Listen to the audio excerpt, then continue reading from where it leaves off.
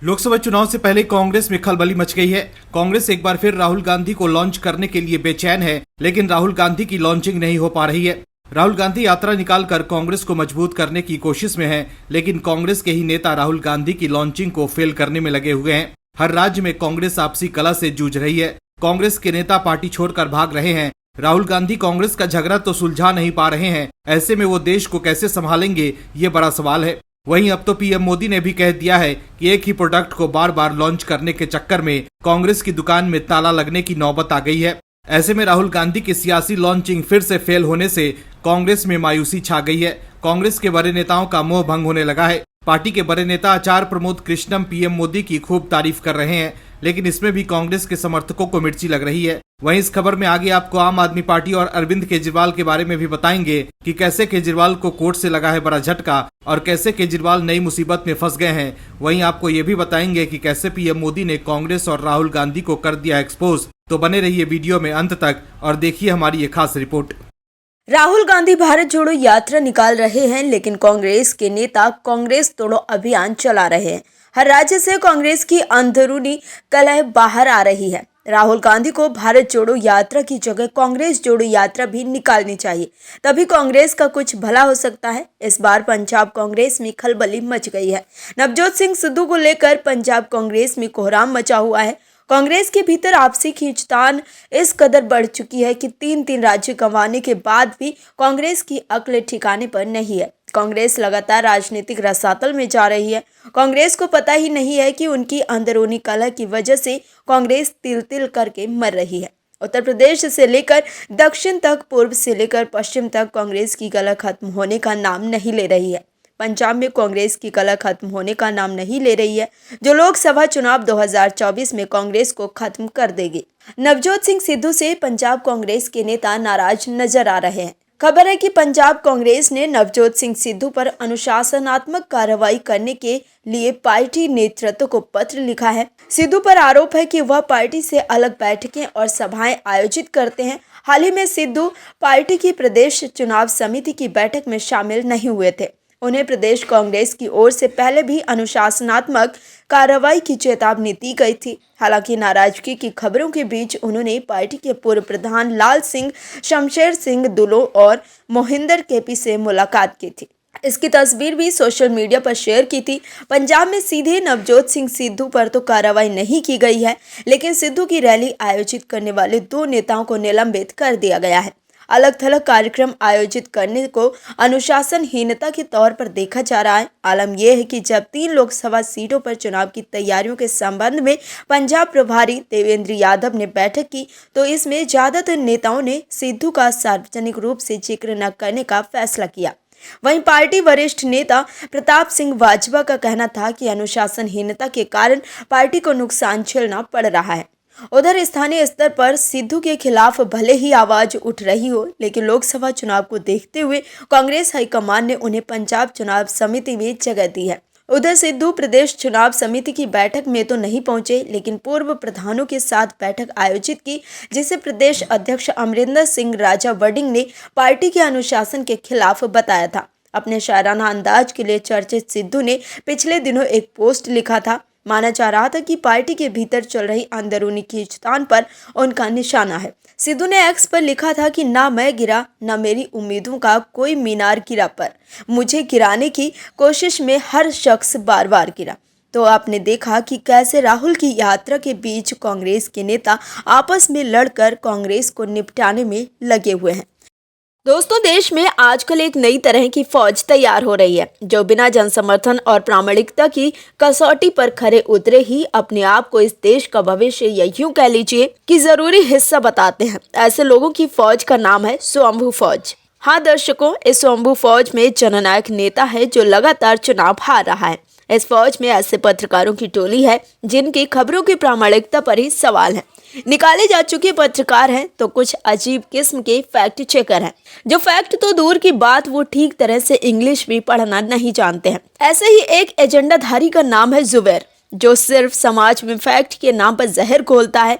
समाज के भीतर धार्मिक उन्माद फैलाने वाला ये जुबैर जहरीला ने एक ऐसी हरकत कर दी है कि अपने आकाओं को ही सोचने पर मजबूर कर दिया है कि इस अनपढ़ को और आगे अपने साथ रखे कि नहीं। दरअसल फैक्ट चेक के नाम पर फेक न्यूज फैलाने वाले मोहम्मद जुबैर की बदमाशी फिर से सामने आई है और उसकी पोल खुल गई है कि कैसे एक खास एजेंडे के तहत फेक न्यूज फैलाने का काम करता है। लेकिन अब सब बाहर आ गया है। उसने एक फर्जी लेटर एक्स ट्विटर पर शेयर कर दावा किया कि आचार्य प्रमोद कृष्णम को कांग्रेस ने पार्टी से निकाल दिया है। अपने झूठ का पर्दाफाश होते ही उसने बिना किसी स्पष्टीकरण के ट्वीट डिलीट कर दिया। ऑल्ट न्यूज के सह संपादक मोहम्मद जुबैर ने कांग्रेस से आचार्य प्रमोद कृष्णम को निकाले जाने का दावा एक्स पर किया। मोहम्मद जुबैर ने एक्स पर पोस्ट करते हुए दावा किया कि आखिरकार कांग्रेस ने आचार्य प्रमोद कृष्णम को निलंबित कर दिया। कम से कम 2 साल की देर कर दी। ये एएनआई के लिए भी दुख की बात है, जो नियमित रूप से कांग्रेस विरोधी कोर्ट के लिए उनके पास जाता है। प्रधानमंत्री नरेंद्र मोदी से कल की धाम पीठाधीश्वर आचार्य प्रमोद कृष्णम की मुलाकात के बाद ये दावा किया गया। खुद के फैक्ट चेकर होने का दावा करने वाले जुबैर ने इस पोस्ट के साथ जो लेटर शेयर किया है उसमें बहुत निचले स्तर की गलतियां हैं। ऐसी गलतियां जिसे कोई आम इंसान भी पहली नजर में पकड़ ले, लेकिन जुबैर ने उन्हें देखना जरूरी नहीं समझा क्योंकि उसे फेक न्यूज फैलाने की जल्दी थी। ये लेटर राव साहब के नाम से जारी किया गया था। राव साहब कोई व्यक्ति नहीं बल्कि हरियाणा में सामान्य संबोधन का एक शब्द है। फैक्ट चेक के धंधे के नाम पर मोहम्मद जुबैर आम लोगों से पैसे मांगता है, लेकिन उसने इस बात को पूरी तरह से नजरअंदाज कर दिया कि यह लेटर 10 डाउनिंग स्ट्रीट लिखे पते से जारी हुआ है। ये लंदन में ब्रिटेन के प्रधानमंत्री का आधिकारिक पता है। इस जुबैर जहरीला ने अपने इस कृत्य से कांग्रेस की तो छवि खराब करने की कोशिश तो की ही है, लेकिन एक सनातन के संत को भी अपमानित किया है। तो देखा आपने कि कैसे जुबैर को अपने ट्वीट को डिलीट कर भागना पड़ गया है। लोकसभा चुनाव से पहले एक बार फिर कांग्रेस राहुल गांधी को भारत जोड़ो न्याय यात्रा के जरिए लॉन्च करने की कोशिश में है, लेकिन राहुल की सियासी लॉन्चिंग नहीं हो पा रही है। वहीं अब पीएम मोदी ने राहुल गांधी का असली चेहरा सामने ले आए हैं। पीएम मोदी जो एक राष्ट्रवादी नेता है, वो अपने लिए कुछ नहीं बनाते हैं, ये बात किसी से छुपी भी नहीं है। पीएम मोदी के लिए राष्ट्र पहले है, फिर दल है और उसके बाद वो खुद के लिए सोचते हैं।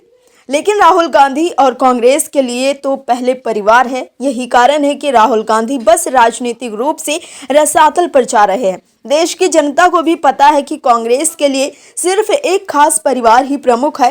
कांग्रेस ने देश पर इतने साल राज किया, न गरीबी से मुक्त कर पाए और न ही राजनीतिक रूप से आगे बढ़ा पाए और न ही देश की सनातन परंपरा को सहेज कर रख पाए। लेकिन इस बार पीएम मोदी ने राहुल गांधी और परिवारवाद की सोच की जमकर धज्जियां उड़ा दी हैं। प्रधानमंत्री नरेंद्र मोदी ने लोकसभा में राष्ट्रपति के अभिभाषण के धन्यवाद प्रस्ताव का जवाब देते हुए कांग्रेस पार्टी पर जमकर निशाना साधा।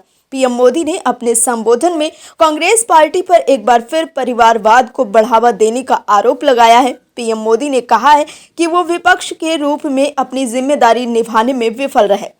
मैंने हमेशा कहा है कि देश को एक अच्छे विपक्ष की जरूरत है। उन्होंने नाम न लेते हुए राहुल गांधी पर निशाना साधा और कहा कि एक ही प्रोडक्ट बार बार लॉन्च करने के चक्कर में कांग्रेस की दुकान ताला लगाने की नौबत आ गई है। पीएम मोदी ने संसद में अपने भाषण के दौरान कांग्रेस पार्टी को खूब निशाने पर लिया। पीएम मोदी अपने भाषण में कांग्रेस पर काफी हमलावर दिखे। उन्होंने कहा कि मैं देख रहा हूं कि आप में से कई लोग विपक्ष चुनाव लड़ने की हिम्मत भी खो चुके हैं। पिछली बार भी कुछ सीटें बदली थी। मैंने सुना है कि कई लोग इस बार भी अपनी सीटें बदलने की सोच रहे हैं। ये भी सुना है कि कई लोग अब लोकसभा की बजाय राज्यसभा जाना चाहते हैं। वे स्थिति का आकलन कर अपनी राह तलाश रहे हैं। पीएम मोदी ने नाम न लेते हुए राहुल गांधी पर निशाना साधा। उन्होंने कहा कि एक ही प्रोडक्ट बार बार लॉन्च करने के चक्कर में कांग्रेस की दुकान में ताला लगाने की नौबत आ गई है। मतलब पीएम मोदी को भी कांग्रेस की चिंता हो रही है कि राहुल गांधी की सियासी लॉन्चिंग नहीं हो रही है। वहीं पीएम मोदी के प्रहार के बाद राहुल गांधी तिलमिला गए हैं। राहुल गांधी ने एक्स पर लिखा है कि प्रधानमंत्री इस बीच अक्सर कह रहे थे देश में सिर्फ 2 जातियां हैं, अमीर और गरीब, मगर आज संसद में उन्होंने खुद को सबसे बड़ा ओबीसी बताया। किसी को छोटा और किसी को बड़ा समझने की इस मानसिकता को बदलना जरूरी है। ओबीसी हो या दलित हो या आदिवासी, बिना गिनती के उन्हें आर्थिक और सामाजिक न्याय नहीं दिलाया जा सकता।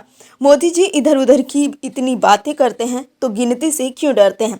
तो देखा आपने कैसे पीएम मोदी के प्रहार से राहुल गांधी बेचैन हो गए हैं।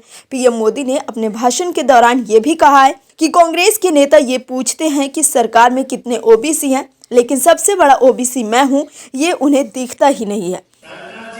एक ही प्रोडक्ट बार बार लॉन्च करने के चक्कर में कांग्रेस की दुकान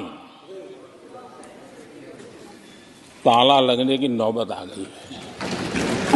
और ये दुकान हम नहीं कह रहे, आप लोग कह रहे हैं। आप लोग कहते हैं दुकान खोली है, सब जगह पे बोलते हैं, दुकान को ताला लगने की बात आई।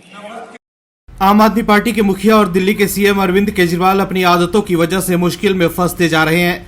बीजेपी को निशाना बनाने के चक्कर में केजरीवाल किस हद तक जा सकते हैं, इसका खुलासा कोर्ट में हो रहा है। राजनीति में आने के साथ ही केजरीवाल ने ब्लेम गेम खेलना शुरू कर दिया था।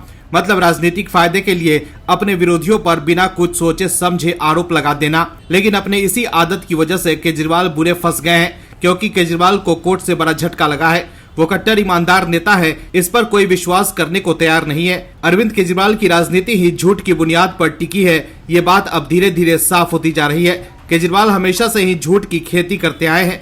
झूठे आरोप, झूठे ट्वीट को रिट्वीट करना, यही काम रह गया है बस अरविंद केजरीवाल का, जिसकी वजह से केजरीवाल पर भ्रष्टाचार के साथ ही आपराधिक मानहानि के मामले के भी अब आरोप लग रहे हैं। केजरीवाल पर अब धीरे धीरे कानूनी मुसीबतों का अंबार लगता जा रहा है, जो कि किसी भी दिन अरविंद केजरीवाल की राजनीतिक हस्ती को मिटा सकता है। दरअसल दिल्ली के मुख्यमंत्री अरविंद केजरीवाल को दिल्ली हाई कोर्ट से बड़ा झटका लगा है। दिल्ली हाई कोर्ट ने केजरीवाल द्वारा यूट्यूबर ध्रुव राठी के यूट्यूब वीडियो को दोबारा ट्वीट करने पर दिल्ली के सीएम अरविंद केजरीवाल के खिलाफ दायर मानहानि के मामले को रद्द करने से इनकार कर दिया है। दिल्ली हाईकोर्ट ने कहा है कि मानहानि सामग्री को रीट्वीट करना भी मानहानि के समान है। दिल्ली हाईकोर्ट ने कहा कि केजरीवाल के काफी फॉलोअर्स हैं और वो वीडियो को दोबारा ट्वीट करने के परिणामों को समझते हैं। जस्टिस स्वर्ण कांता शर्मा ने मामले में अरविंद केजरीवाल को तलब करने के निचली अदालत के आदेश को बरकरार रखा है। एकल न्यायाधीश ने कहा कि केजरीवाल के एक्स पर कई फॉलोअर्स हैं और वो वीडियो को रिट्वीट करने के नतीजों को समझते थे। कोर्ट ने कहा कि अपमानजनक सामग्री को रिट्वीट करना मानहानि के समान है। ये मामला विकास सांकृत्यायन उर्फ विकास पांडे द्वारा दायर किया गया था, जो खुद को बीजेपी का समर्थक होने का दावा करता है और social media page I support Narendra Modi का संस्थापक है।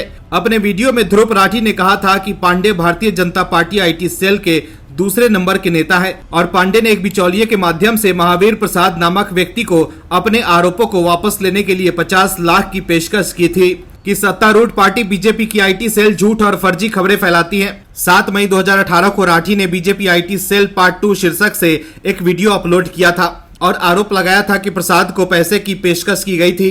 इस वीडियो को मुख्यमंत्री अरविंद केजरीवाल ने रीट्वीट किया था। पांडे के मामले में केजरीवाल ने 7 मई 2018 को उस वीडियो को रीट्वीट किया था, जिसमें उनके खिलाफ झूठे और मानहानिक आरोप थे। उन्होंने कहा था कि केजरीवाल को करोड़ों लोग फॉलो करते हैं और आरोपों की प्रामाणिकता की जांच किए बिना वीडियो को रिट्वीट करके केजरीवाल ने इसे राष्ट्रीय और अंतर्राष्ट्रीय स्तर पर बड़ी संख्या में दर्शकों के लिए उपलब्ध कराया है। Bureau report OMH news. और भी वीडियोस देखने के लिए चैनल को सब्सक्राइब करें और बेल आइकन को दबाएं।